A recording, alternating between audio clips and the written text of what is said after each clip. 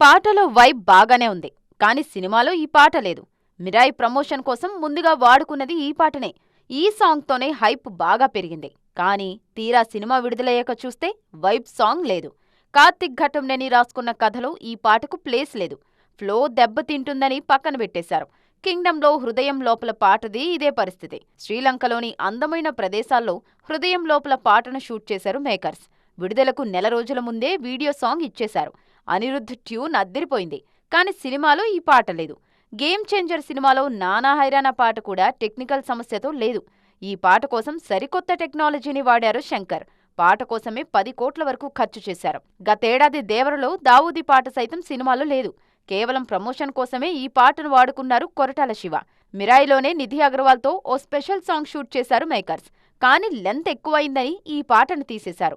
తాజాగా విడుదలైన ఓజీలో నేహా శెట్టితో ఓ పాట తీసి పక్కన పెట్టేశారు దర్శక నిర్మాతలు. మొత్తానికి ఎడిట్ టేబుల్ పైనే ఎగిరిపోతున్నాయి ఈ పాటలన్నీ.